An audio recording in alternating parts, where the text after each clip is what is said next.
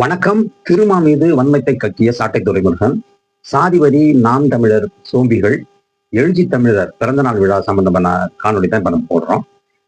சமீபத்துல சாட்டை திருமுருகனுடைய அந்த காணொலியை பார்க்க நேர்ந்தது.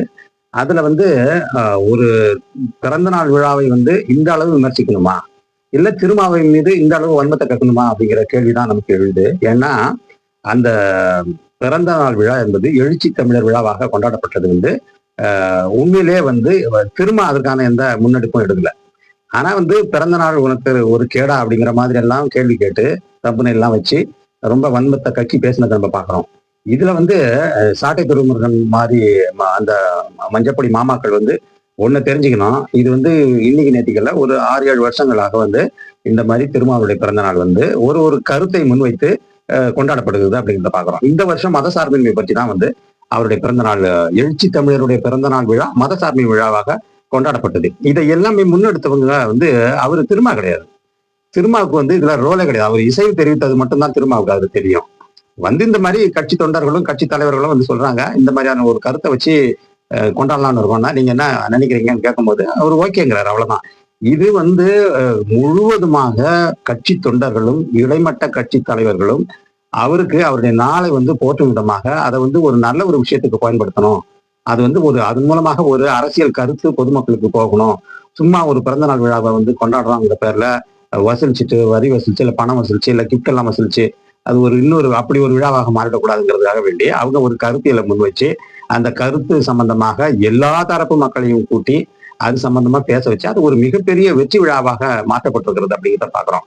அந்த விழாவினுடைய சிறப்பு அம்சமே இவங்கெல்லாம் சாட்டை திருமுருகன், நாம் தமிழர் தோம்பிகள் மற்றும் சீமான் மாதிரி ஆட்கள் வயிற்றுச்சல் படுறதுக்கும் கோவப்படுறதுக்கும் அங்காரப்படுறதுக்கும் முக்கியமான காரணம் என்னன்னா, அவங்க என்ன நினைக்கிறாங்கன்னா, ஒரு தடவை இவருடைய பிறந்தநாள் விழா தலித்துகள் மட்டும்தான் கொண்டாடுவாங்க அப்படின்னு இவங்க நினைச்சுக்கிட்டு இருக்கிறாங்க. அது கிடையாது. அது மாறி போய் பல ஆண்டுகள் ஆயிடுச்சு.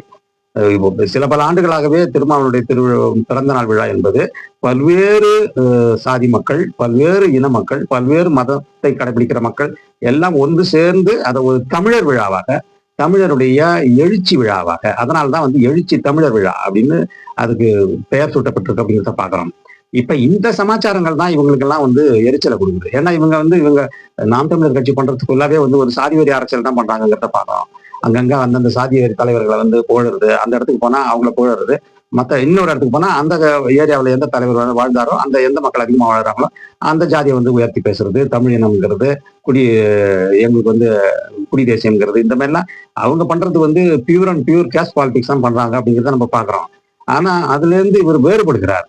திருமா இவருடைய அரசியல்ங்கிறது சனாதன எதிர்ப்பு, மத சார்பின்மை, அதே மாதிரி சமூக நீதி, சாதி ஒழிப்பு, இந்த மாதிரி பெண்கள் விடுதலை, வர்க்க ஒழிப்பு, இந்த மாதிரி ஏகப்பட்ட விஷயங்களை முன்னிறுத்தி அவர் பண்றாரு அப்படிங்கிறத பாக்குறோம்.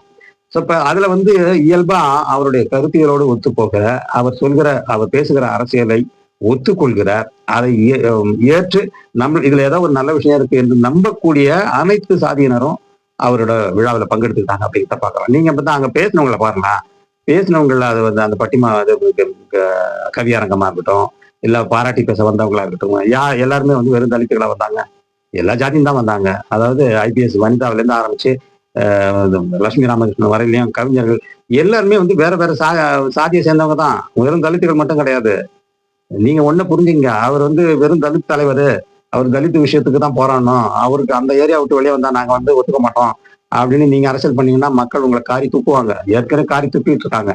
இப்பவும் வழி தவறிய சில ஆடுகள் மாதிரி தான் நாம் தமிழர்ல சில சோம்பிகள்லாம் சேர்ந்துதான் இந்த 30 லட்சம் வாக்கு கொடுத்துருக்காங்க அப்படிங்கிறத பாக்குறோம். அதுக்கு 15 ஆண்டுகள் உழைக்க வேண்டியதா போச்சு சீமான். ஆக இது ஒன்றும் உங்களுக்கு எளிதா இந்த வெற்றி வந்துடல. பல வருஷம் நீங்க இருக்கிறீங்க அப்படின்னு கூட ஒரு கவுன்சிலரை கூட உங்களால ஆக முடியல. ஒரு MLA MP எல்லாம் நினைச்சு கூட பார்க்க முடியாதுன்னு வைங்க. அந்த அரசியலுக்குள்ள நம்ம போக விரும்பல. நீங்க திருமாவை எதிர்ப்பு தெரிவிக்கணும். உங்களுக்கு என்ன பிரச்சனை திருமாவோட? நீங்க அவர் பிறந்தநாள் கொண்டாடினா நீங்க உங்க தலைவருக்கு நல்ல பிறந்த நாளா கொண்டாட்டு போங்க. நீங்களும் ஒரு விழாவை மையமா வைங்க, ஒரு கருத்தியலை முன் வச்சு நீங்க திறம்பட பண்ணுங்க. உங்களை யார் வேணாங்கிறா? யாராவது உங்கள்கிட்ட சொன்னாங்களா இந்த மாதிரி நீங்க பிறந்த நாள் சீமான் கொண்டாடக்கூடாதுன்னு? கொண்டாடுங்க. இப்ப இதுல இருந்து முன் உதாரணம் எடுத்து நீங்களே எல்லா சாதி மக்களையும் நினைச்சு செய்யுங்க. யார் வேணாம் சொல்லுவாங்களா யாராவது? இல்ல திருமா சொல்லுவாரா? ஆக உங்களுக்கு அடிப்படையில திருமாவை அரசியலாக விமர்சிக்க போதிய விஷயங்கள் இல்லாதாலும், போதிய அளவு உங்களுக்கு அதுல நாலேஜ் இல்லாதாலும், இல்ல உங்க அரசியல் அந்த அளவு வந்து ஒரு திருப்திகரமான அரசியல் இல்லாதாலும், அவரை தனி மனிதன் தாக்குதல் பண்றது, இது வந்து உங்களுக்கு பிறந்த நாள் ஒரு கேடாங்கிறது. அப்புறம் திடீர்னு வந்து இது வேங்க வயல்ல வந்து அந்த பிரச்சனையை சால்வ் பண்ணல. அதை விட்டுட்டு பிறந்த நாள் தேவையாங்கிறது. என்னென்னலாம் தலித் பிரச்சனைகள் இருக்கோ, தமிழ்நாட்டுல என்னென்ன பிரச்சனைகள்லாம் இருக்கோ, அது எல்லாத்தையுமே அவர் தலையில கட்டி, அவரை சிலுவை சுமக்க வச்சுட்டு, இதுக்கெல்லாம் அவர் தான் காரணம். இல்ல அவர் நம்பி இருக்கிற திமுக தான் காரணம்னு சொல்லி, இந்த பிழைப்புவாத அரசியல், பிண அரசியல், இதை தான் பண்ணிட்டு நீங்க இருக்கீங்களே ஒழிய, உங்களால வந்து தமிழர்களுக்கோ, தமிழ் தேசிய கருத்தியலுக்கோ, அல்லது தமிழ்நாட்டு அரசியலுக்கோ, இந்த தமிழ்நாட்டு அரசியலை நம்பி வாக்களிக்கும் தமிழ்நாட்டு மக்களுக்கோ எந்த பிரயோஜனமும் கிடையாது. உங்களால வந்து ஒரு ஒரு சல்லி பைசாவுக்கு பிரயோஜனம் கிடையாது. அந்த மாதிரி ஆட்கள் தான் நீங்க. உங்களுக்கு வந்து வசூல் பண்ணணும். வெளிநாட்டு ஏமாளிகளான இலங்கை தமிழர்கள்ட்ட இருந்து வசூல் பண்ணணும். இங்க லோக்கல்லே வந்து திமுக பிடிக்காத, முதல்ல இருந்து திமுக பிடிக்காத சில இளைஞர்கள் இருக்காங்க. அவங்கள வந்து அவங்கள இது வந்து லாபி பண்ணி, அவங்க மூலம் வசூல் வேட்டையை நடத்தி, அதுல இருந்து வசூல் பார்த்து ராஜபோக வாழ்க்கை நீங்க வாழ்றீங்க தவிர, வேற என்ன எந்த உங்களுடைய அரசியல் வேற என்ன இருக்கு?